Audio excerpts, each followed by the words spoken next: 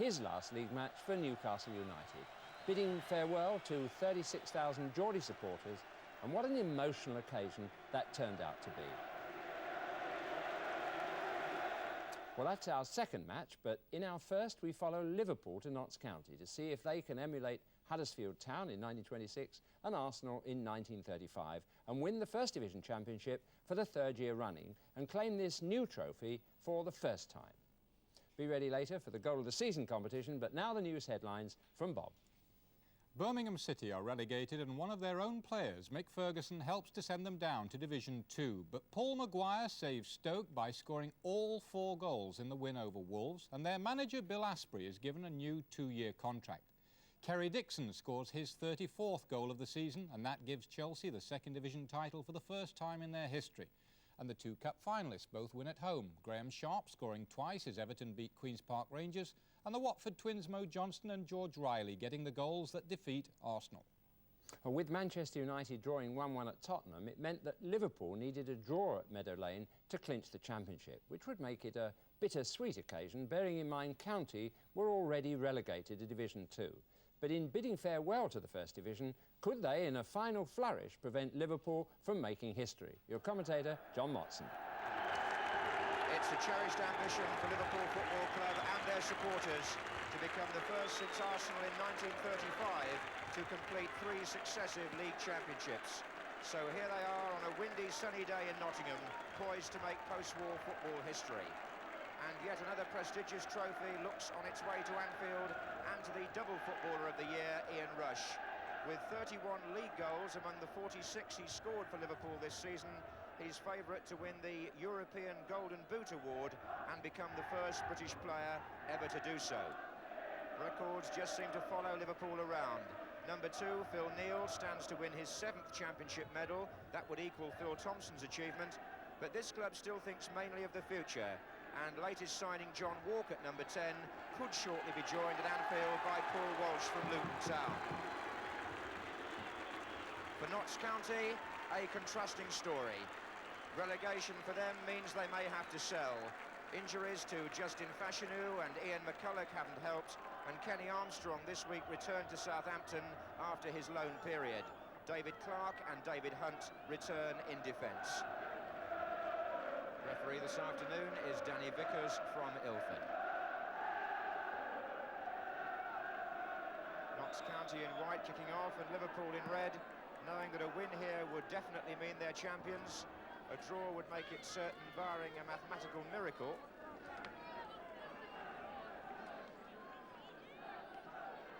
Here's John Walk.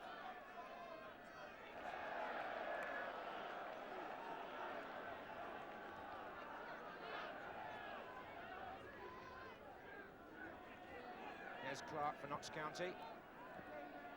And the wind's going to play some tricks this afternoon, that's for sure. Swirling around the ground, that's Martin O'Neill looking from McParland. Here's Simeon Hodgson, the young right back, only 18.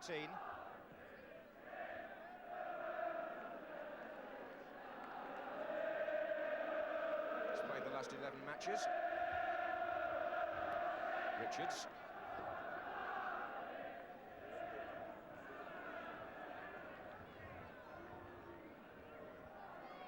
And Mick Leonard.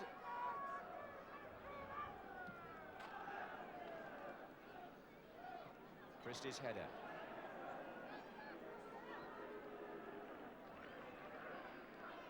Kennedy. Dalglish. Whelan to Souness. Play on to the referee, he applied an advantage there. This is Goodwin, whose foul it was.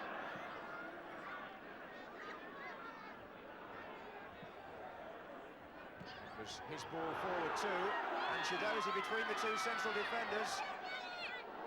And Lawrence is still able to get the ball back in safety. Souness. And Neal taking up a good position.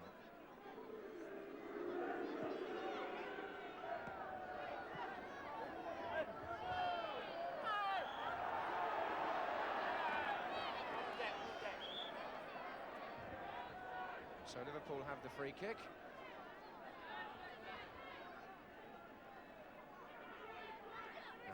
has the ball. Dalglish.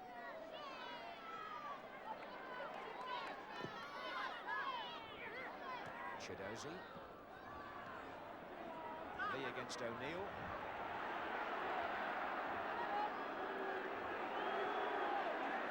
And Lee again. And they're onside. It's John Walk. Leonard's got to come. And he blocked well.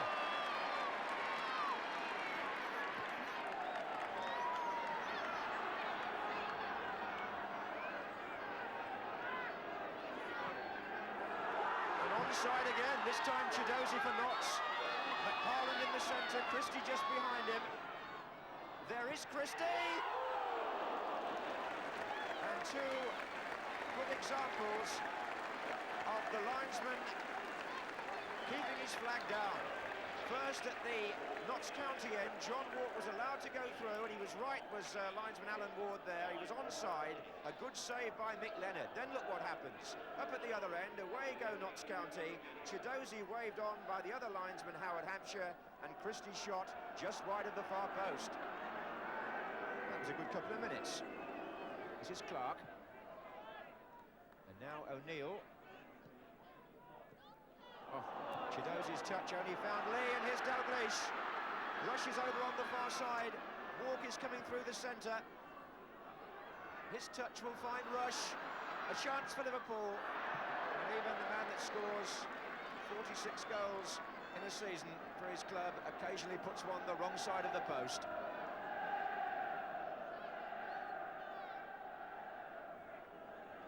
So, stoppage time at the end of this first half.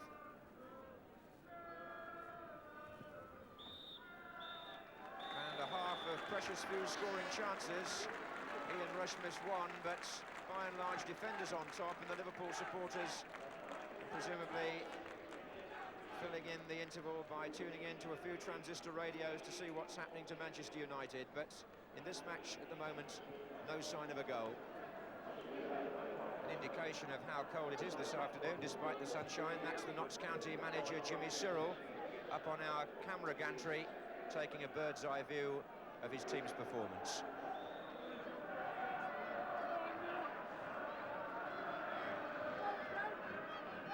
Liverpool now playing from the right. A mistake by Hunt straight away puts in Dalglish.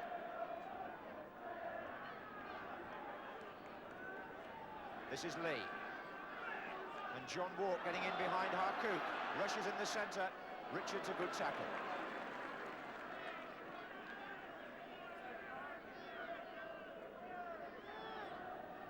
Talk about summer football, it isn't always as easy as you think just because the sun's shining. Harcourt just chipped forward, a nice ball to Chidozie. And Harcourt again, good effort from the man that began the move, Rashid Harcourt. Did strike that well. After combining with Chidozie, and here's Clark. Phil Neal's tackle, he played the ball. Linesman says corner. It's a good effort by Harcourt, but Notts County have a corner, and David Hunt will go up on the near post, and so too will Christie. And it's awkward. Oh, and it ran right across, and Martin O'Neill couldn't convert it. Goodwin went in first, but it's Chidozie. And that's awkward too for Liverpool to clear, but Souness did so. That cross troubled Liverpool. Goodwin tried to get a touch and couldn't, and Martin O'Neill couldn't put it away, and Liverpool survived. Larry Lloyd, who said before the match he hopes Notts County win this one, but he hopes Liverpool win the championship. Kennedy, a good floated pass to Dalglish. Whelan is just inside number 5. Good effort. Really comes on strong, Ronnie Whelan, in the second half of the season, especially this year when he really didn't get going till February after his injury. And he's been back to his best form recently.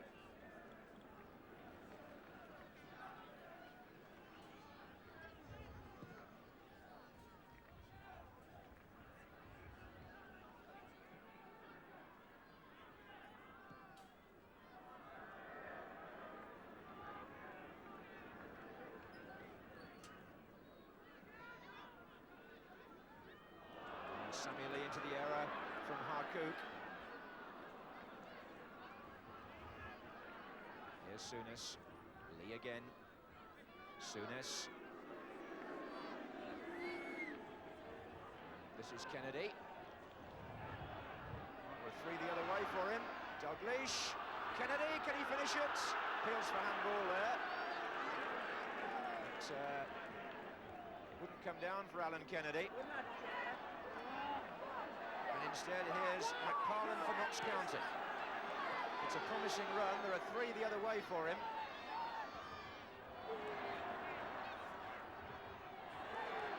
It's a good tackle by Whelan on Hodgson, and it's given Dalglish the chance to look up and see John walk.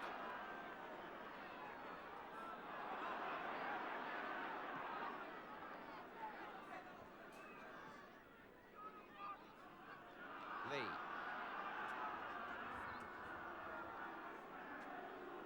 Souness. And it's Hansen. Oh, that's a good little ball inside to Lee. Rushes outside him. Stripped him a bit wide, that, actually, but the return can come into Lee. Walk is in the centre. Here's Dalglish. And here's Rush. And Hodgson has got it out for a corner. Decent clearance by the 18-year-old, actually. It wasn't easy, that. It was driven in low by Ian Rush. There's Dalglish again. Lee. Dalglish. Martin O'Neill. A couple of minutes left. Alan Hansen for Liverpool. And Graham Souness. Oh! And he goes to the referee and says, what about that by Pedro Richards? Was it holding? Graham Souness, who thought he could get a toe into that, but for the challenge by Richards, is disgusted. And here's Souness again. Now, can he get rushed through the middle? He has. And Mick Leonard saw him coming. Liverpool doing all they can to clinch the title in style. And we've seen modern football history achieved here today, surely. Liverpool have taken the point they required from this match, and the fans can now start to celebrate. So, the Liverpool legend goes on. There were few scares for them today. Indeed, they had the better of the match and might well have clinched it towards the end. Notts County, who go down to the second division, did nothing to disgrace themselves. But it's the Merseyside supporters, the Liverpool fans, who are able to celebrate once again. It's a feeling they know well, because their club are going to be champions for the 7th time in 9 seasons. How do you beat that? How do you indeed? A magnificent record. Well done, Liverpool, and particularly Joe Fagan in his first season as manager. And Joe doesn't give many interviews, but after hearing him talk to John Motson, like me, you'll wonder why. Well, Joe, many congratulations on the championship, and I understand that the champagne, which you're quite deservedly drinking, was supplied by Notts County. They did. Very nice of them too. Very nice gesture on their part. Lovely club, actually. And I'm only sorry that we won't see them next season. But I suppose at the end of the day, I must say that congratulations to all the players, to all the supporters, and to everybody at Liverpool Football Club. A fantastic achievement for the club, the first to do it in three successive years since Arsenal in the 30s. It's something you've always wanted. Not bad at all, is it? I don't think we ever think about these things. I think we leave it to other people to sort the statistics out. Couldn't say that word, John. I still can't say it. But what you can do is manage your football team. Your first year in charge and 2 trophies on the shelf already. That must mean something to you personally, isn't it? Incredible. I don't know how it's happened. Don't ask me. It's like Rushy scoring goals. He puts them in the back of the net, and somebody asks me how does he do it, and I don't know. And I don't know how we've done it this season.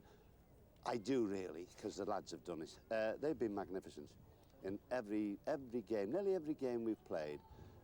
I wouldn't say this was a classic today.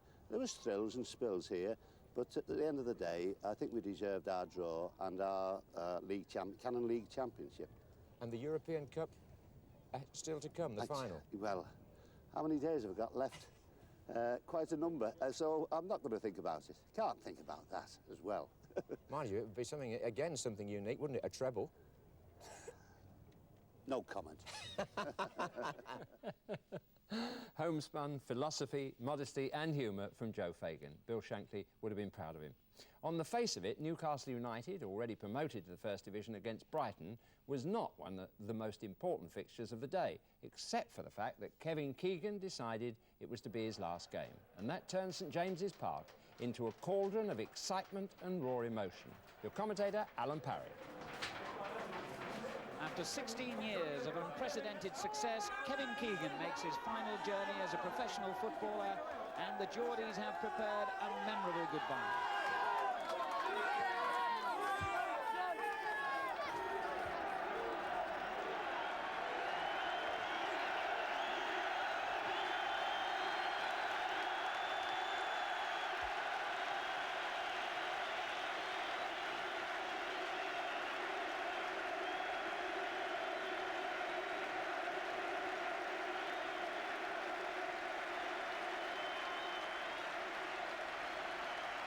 A sellout crowd of 37,000 Geordies have come to pay homage for Keegan's 500th and last ever game in the Football League. His remarkable career, which began in the unfashionable setting of Scunthorpe in the 4th Division, has since taken him to glory with Liverpool, with Hamburg, Southampton and finally here at Newcastle. He's won just about every major honour in the game and has thrilled supporters wherever he's played.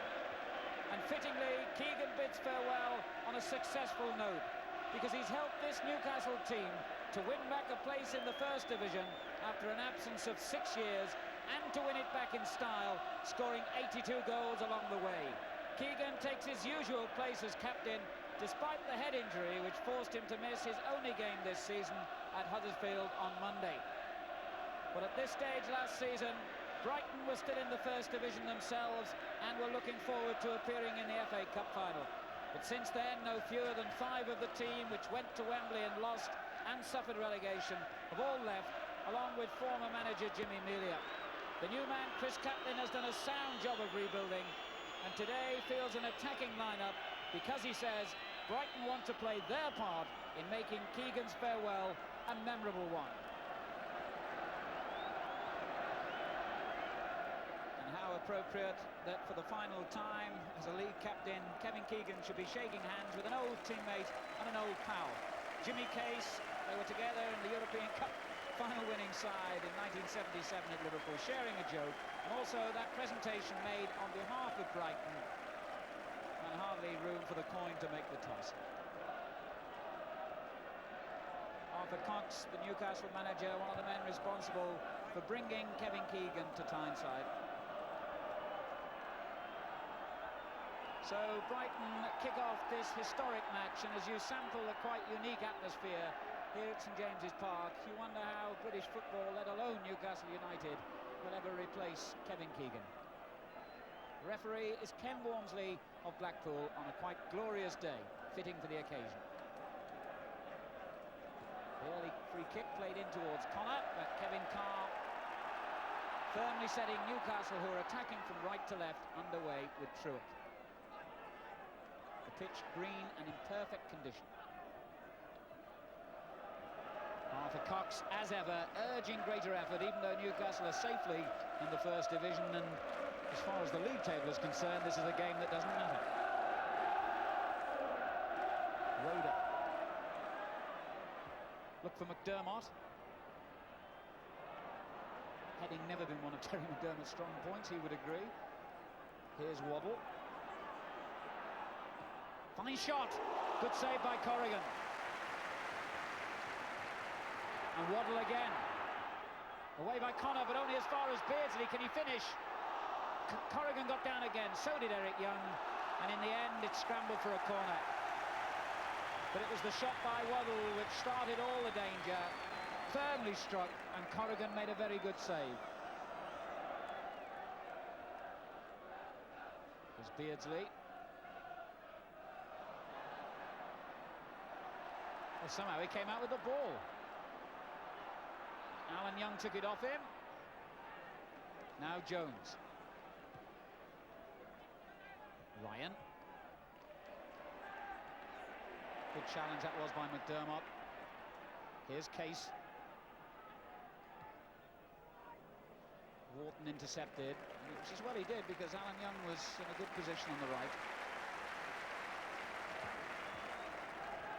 An enormous kick by Kevin Carr, but Pearce was right underneath it.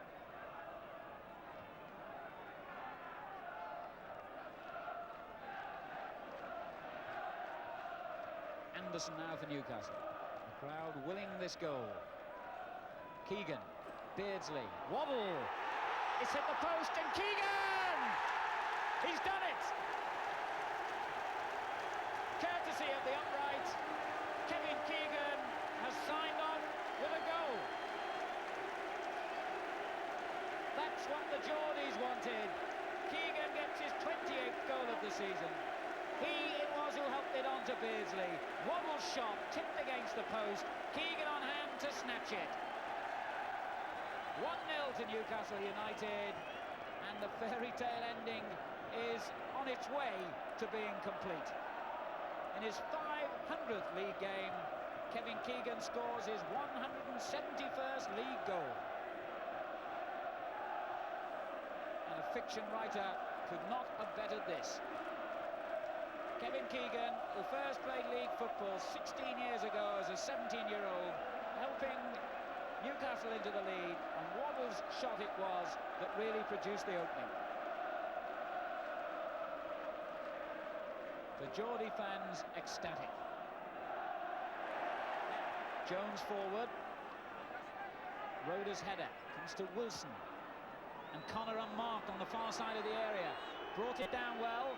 Ryan is there, and Alan Young, and Connor again, and still Ryan. Now, did that cross the line? What total confusion.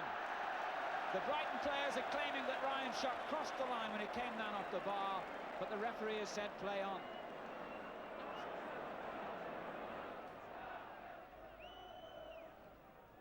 Good ball, McDermott. Keegan's in the middle. Well, all the fans around me thought that that was handball. But then again, they're all wearing black and white scarves. Connor battling away with Morton.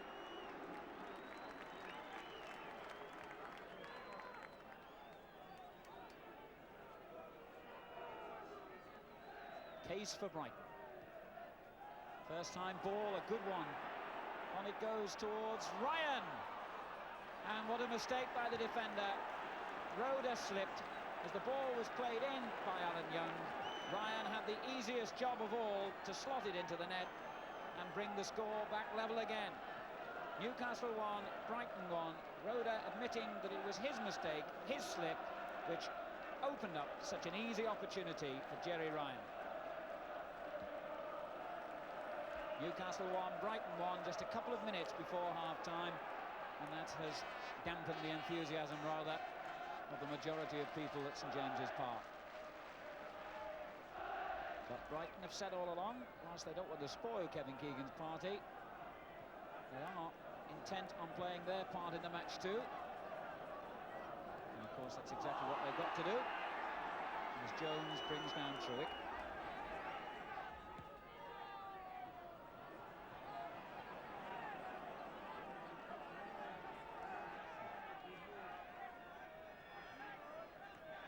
Truick, there's Keegan, Beardsley, hit him on the foot, and Eric Young intercepted.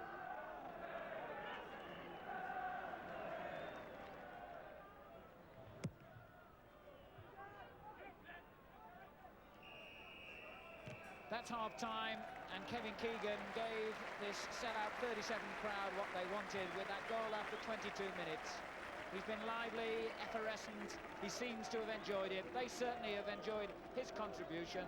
But Ryan, 4 minutes before half-time, spoiled things a little as far as the first half is concerned by scoring an equaliser for Brighton. But he only spoiled it for Newcastle. Brighton are in this game yet, and with a vengeance. Could go either way in the second half. 1-1 at the interval. Well, there's a familiar face, another great hero at St James's Park. Jackie Milburn, Ward Jackie, who was 60 yesterday, now a journalist up here on Tyneside, and a man who admires what Kevin Keegan has done for this club as much as anyone on the terraces today. So Keegan helps to set Newcastle underway in this second half with that one-goal lead. Difficult swirling wind has rather spoilt this being the spectacle that everyone had hoped for, so far anyway. Newcastle, remember, already sure of promotion to the First Division. They made that so with a draw at Huddersfield on Monday, and beaten Derby 4-0 here last Saturday. Truick.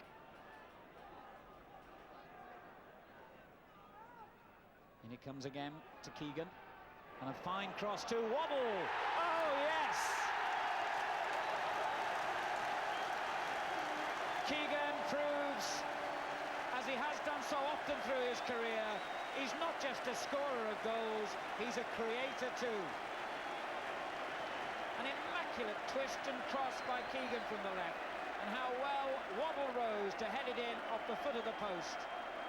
So Keegan scored one and made one for this boy. And Newcastle are back in front, 2 goals to 1. Waddle's 18th of the season.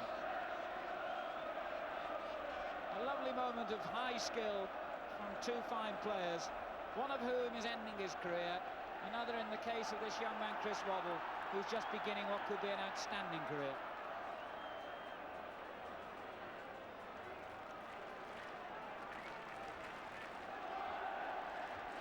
Scored the only goal back at Brighton in December. He's been a great success since coming from non-league football 3.5 years ago. And Keegan has brought the best out of him, as he has so many of these Newcastle players. Connor looked to be offside, but the referee said play on, and he ought to have scored. Well, there's anger and argument between Newcastle defenders. It certainly looked, as the ball slipped between Roeder and Carney, that Connor was in an offside position. The flag stayed down, he went on and hit his shot wide.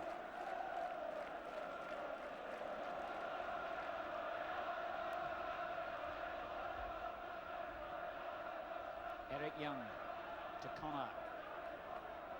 Jones. Ryan's flick. Here's Wilson for Brighton. On towards Alan Young. Difficult for Anderson here. He got in a mess. Alan Young has turned and appealed. And gets the corner. But confusion then between Anderson and Kevin Carr. Although really it was difficult in a swirling wind with such a high bouncing ball. And Alan Young won the corner.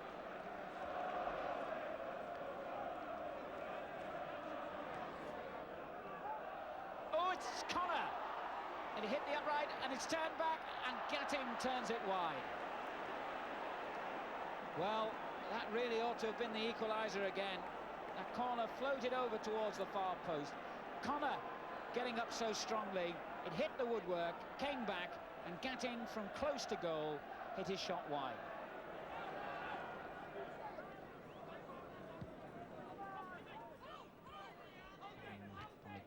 Dermot. Here's Alan Young though. Ryan takes over, looks to feed Connor, who's got real pace. Hit him on the knee and he went in rather dangerously on the goalkeeper. Obviously a forward has to try and reach a ball like that, but really Kevin Carr had come down and it was dangerous because it was his face that was involved. Connor showing terrific pace to get between and ahead of the defenders. But his enthusiasm got the better of him rather.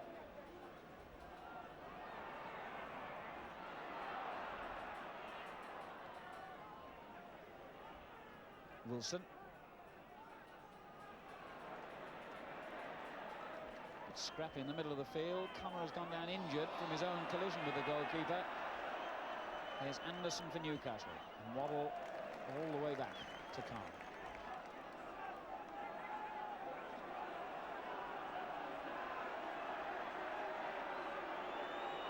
Connor still in agony.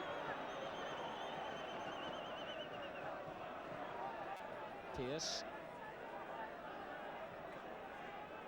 Morton and Truick. Morton again. Keegan. Lovely twist and turn away. Here's Truick.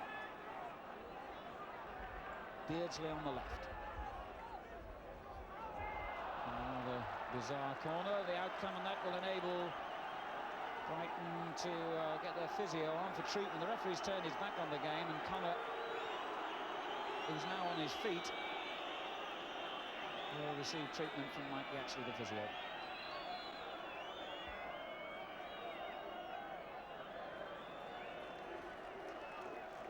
And Terry Connor has to limp off. He came off worst in that collision with goalkeeper Kevin Carr and will play no further part in the game, I think.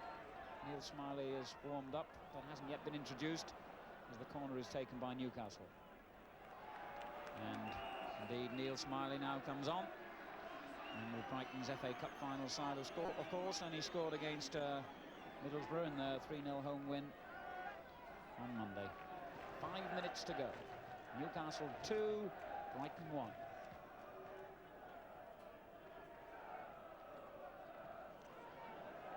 Carney with the clearance. Getting with a spectacular attempt to clear, but it drops for Beardsley. And Keegan. And Beardsley again. And Beardsley still.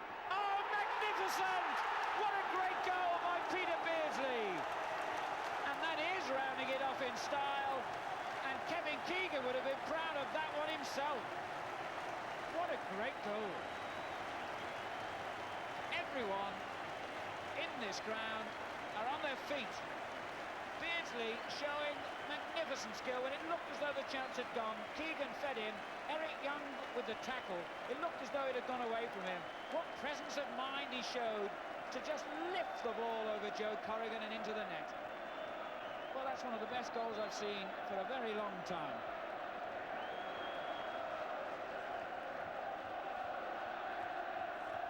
So this massive crowd celebrate a great goal and another win. 36,415 here. The average attendances at St James's Park have been around 30,000 this season. Kevin Keegan has helped to bring them back into this famous old ground, and players like Peter Beardsley hopefully will keep them coming next season in the First Division when Keegan has gone into retirement. The perfect ending to this game, or perhaps it's not over, because here goes Keegan again. A breathtaking goal by Beardsley.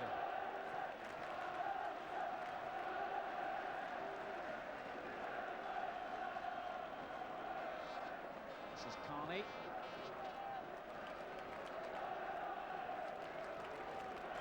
Keegan is in the centre circle, still wanting the ball, even in the final few seconds of his career, personifying his enthusiasm, his willingness to help others, and his total involvement in the game. And the crowd have only one name on their lips. It's this man, Keegan. Getting for Brighton. Leading the counter-attack. Ryan on the right. The crowd have forgotten the game now. They're just providing a fitting farewell to Kevin Keegan. Rhoda. Back to Morton. Up it goes towards Keegan. Case gets there first, and that's the final whistle and the final chapter in one of the most remarkable and moving stories in English football history. Kevin Keegan, after 16 years and 500 league games, has rounded off his career in the style which literally made him the hero and the great player he is. Everyone in St James's Park standing to applaud their congratulations. The Brighton players going to shake Keegan's hand, and the Newcastle players too, playing their part in these scenes of great emotion. Everyone in the stand on their feet now. The photographers, as usual, surrounding the little man with the familiar number 7 jersey. And Kevin Keegan, who's graced the game, says farewell. I'm sure there will be more scenes and another lap of honour from Kevin Keegan. But as far as league footballers concerned, that's the end. The match ended in a 3-1 victory. Keegan scored a goal, made a goal, and had a part in a quite magnificent third goal scored by Peter Beardsley. Ryan getting one back for Brighton. The full-time score, Newcastle United 3, Brighton 1. The crowd being urged to stay on their places on the terraces because there will be a final lap of honour from Kevin Keegan before he says what I'm sure will be a tearful farewell. And the crowd did stay in their place and enabled everyone to enjoy that very special occasion. But no one more than their idol Kevin Keegan. For Kevin, I'm sure, will never forget the day the Geordies said thank you. Kevin, fantastic scenes. If you could have written a finish like that, you could hardly have bettered it, could you? No, it's been fantastic. Very, very emotional. And, well, I mean, just very difficult to hold yourself together under circumstances like this, you know, but very moving. And I thank everyone up here for the tremendous way they've not received me over the last 2 years and the way they've seen me off. It's been very nice and made it all, from my point of view, very worthwhile. To actually end up with a goal as well in your final game. Terrific. Well, I think you could have scored that one, Alan, but it was... Steady. Whoever wrote the script got it right. I was desperate to score a goal, you know, but, you know, tremendous thing for the city of Newcastle, for the people. They've waited a long, long time, and they're the best, there's no doubt about that, and the First Division needs people like that, you know. 37,000 in the ground. I think you tried to shake hands with every one of them at the end, didn't you? I wish I could have done, you know, it's impossible to shake out. I must have shaken hands with about half of them, and I just wanted to thank them from the bottom of my heart, as I say, for the way they've received me and my family, and they're just super people, and I've been... I suppose the only regret I've ever had in football is that they never saw me at my peak. I would have loved to have played here at my peak, you know, I mean, I'm just a little bit over the top now. Yeah, you've always said you're unemotional, but there were tears at the end, weren't there? Yeah, well, it's never, you know, it's difficult. I hope whatever I've given Tyneside, and, you know, praise has been showered on me this last few weeks, it's given me 100 times as much. It gave me a boost when I needed it most after the World Cup, and I just thank the people up here, and I hope I'm always their friend. I can tell them one thing, they'll always be my friends up here, you know. I thank them very much. A credit to football in every way, and I'm sure we've not seen the last of Kevin. His manager, Arthur Cox, said this afternoon he was irreplaceable, and in a promotional sense, it would be very difficult to follow that perfect marriage between Kevin and Newcastle. But I wonder whether he's left a legacy in passing on his special qualities and attitude to young Peter Beardsley, abundantly talented, not a giant either, and his goal today suggested he might have what it takes to follow the little master. Carney with the clearance. Getting with a spectacular attempt to clear, but it drops for Beardsley. And Keegan. And Beardsley again. And Beardsley still. Oh, magnificent! What a great goal by Peter Beardsley! Unfortunately, both that goal and Kerry Dixon's special effort for Chelsea against Manchester City were too late for the goal of the season competition coming up, in which we've 10 goals for you. We asked you to choose your top 3. There's £300 of the premium bonds for the winner, whose names will be announced next Saturday in Cup Final Grandstand. I'll tell you how to enter after you've seen the goals, so pencils at the ready. Here are the 10 goals, starting with goal A, Glenn Hoddle's goal for Tottenham at Watford. Brook. Hoddle with a beautiful piece of skill. What a magnificent goal by Glenn Hoddle. Goal B, scored by Kenny Dalglish for Liverpool at Arsenal.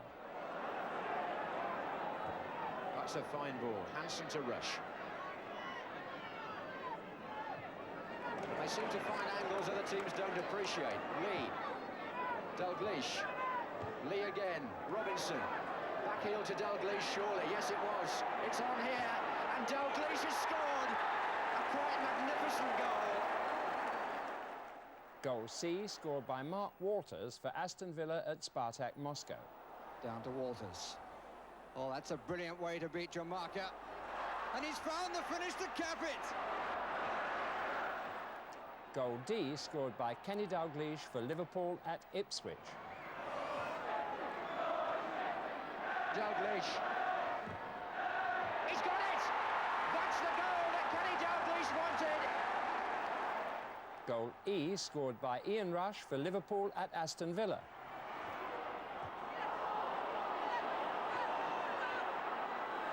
And Liverpool have got a player over here in this attack. This is Souness. And Nicol is the man coming in for the header. And Rush was on the far side. Oh, what a tremendous shot. Goal F, scored by Nigel Callaghan for Watford at Notts County. Riley. Johnston again. Always looks to attack, and he's pushed a good ball forward there to Johnston. Wide of him is Callahan with a drive. Marvellous shot by Nigel Callahan. Goal G scored by Danny Wallace for Southampton against Liverpool. White. Wellington. Beautifully done. And Wright has moved up to the far post for the return. And Gobble changed his mind. Wallace! Oh, I say! What a magnificent goal! Goal H scored by Andy Peake for Leicester City against Watford.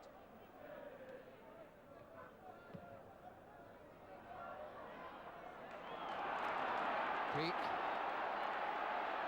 3 runners ahead of him. Oh, I say, what a cracking goal! Goal I scored by Eric Gates for Ipswich at Liverpool.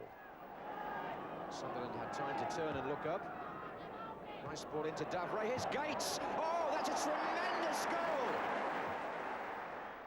And finally, goal J scored by Ian Rush for Liverpool at Dinamo Bucharest. That was Lee's corner and headed out as far as Souness. That looks a good ball. He's onside and it's Ian Rush here. And it's there. Liverpool in front. And Ian Rush again, his 40th of the season. A check for you now on those 10 goals. Goal A, Glenn Hoddle. B, Kenny Dalglish. C, Mark Waters. D, Kenny Dalglish again. E, Ian Rush.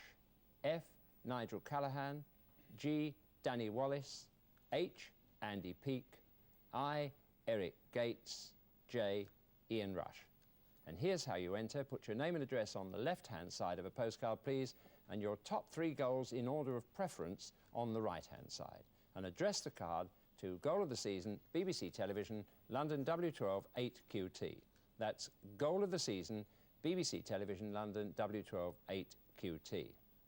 And there are £300 of premium bonds for the sender of the first postcard drawn from the sack that agrees with the choice of our panel of experts, one of whom is Bob. Well, let's just have a look at this season's Roll of Honour and what it means financially to the successful clubs. Starting with the First Division. Liverpool's 7th championship in 9 years, this time earns them £50,000 in prize money under the new sponsorship. And there's a nice little £25,000 waiting for the runners-up and £15,000 for third place. 3 clubs, Manchester United, Nottingham Forest and Southampton, all have a chance of finishing second, while Queen's Park Rangers would hang on to that third place if Forest and Southampton failed to win their last games. As you see, the rewards for winning the 3 other divisions are pretty generous too. Chelsea pick up £25,000 for the second division title, Oxford get £15,000 for the third, and York City get £8,000 for the fourth, plus an extra £1,000 as the first club ever to reach 100 points in a season. The real drama of the day, though, involved the bottom clubs in Division 1, and when the dust finally settled, it was Birmingham City who were relegated, along with Notts County and Wolves. City could only draw at home to Southampton, while Coventry and Stoke both won. Paul Maguire, an 11th-hour choice because of injury to Colin Russell, scored all 4 goals as Stoke crushed bottom club Wolves. And afterwards, manager Bill Asprey revealed that he had accepted a new 2-year contract at the Victoria Ground. But what sort of future awaits striker Mick Ferguson, who scored 1 of the goals as Coventry came from behind to beat Norwich 2-1? You see, Ferguson is a Birmingham City player currently on loan to Coventry, and his goal helped condemn his mates at St Andrews to second division football. Ironically, Fergie will go down with Birmingham unless Coventry decide to sign him permanently.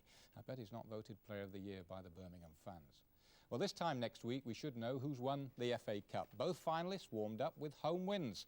Favourites Everton beat Queen's Park Rangers 3-1 and Watford finished their league season winning 2-1 against Arsenal. Watford, in fact, have already named their Wembley lineup with one exception at right back, where David Bardsley has 5 days to prove his fitness. If he fails, the spot will go to either Nigel Gibbs or veteran Pat Rice, who will be making a record 6th FA Cup final appearance. Manager Graham Taylor confirmed tonight that Rice would probably captain the side. What an amazing story that would be.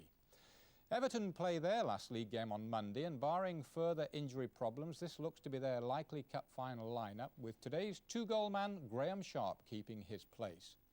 There's only one promotion issue still to be decided: who goes up with Oxford and Wimbledon from Division 3. Hull City need to win by 3 clear goals at Burnley on Tuesday to edge out Sheffield United.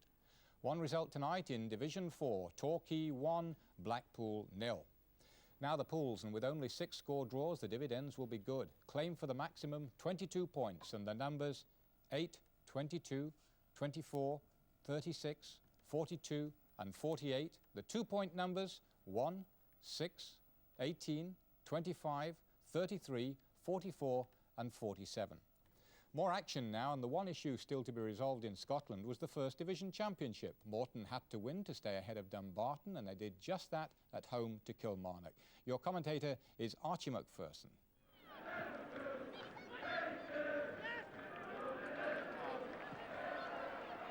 Good move by Morton, it's not offside. Could be, it is a beautiful goal. Dougie Robertson sweeping it in. Sometimes it's difficult for players to keep going if they realise it's in the bag, but that's Willie Pettigrew, and that must be the second. Dougie Robertson in exactly 25 seconds. Well, that's a way to come out and show you're still interested. McNeil. He and Sullivan have had the subtlety that Kilmarnock haven't had. Oh, appeals for a penalty, and it is. To be taken by McNeil. 3-0. As easy as you like. To McKenna. There is no offside. There's Gallagher with a great chance. He's got to score and does.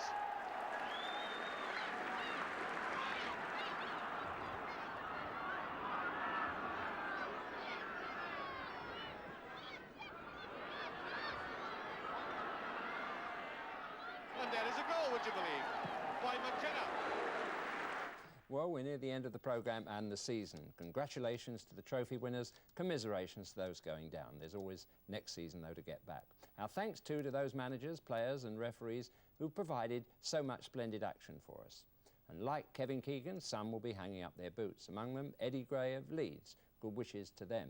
But I don't think any player will finish with a greater sense of satisfaction than West Ham and England's Trevor Brooking, a graceful midfield player with imagination and style. On and off the field, a professional footballer whose conduct and manners should make some who tarnish the image of the game blush with shame. So the season comes to a close with football still at the crossroads. Crowds are fractionally up. Many managers and players and referees have begun to realise and provide more of what the average spectator seems to enjoy. And if we really decided to bring an end to hooliganism instead of talking about it, the future could be so much brighter, which I'm sure will be the case next Saturday when Everton and Watford compete in the FA Cup final. Cup final grandstand begins at 11 o'clock. Join us then. Good night to you. Keegan. Brooking breaking forward. Took the attention away from Keegan. There's the 1-2. And it's 3-1.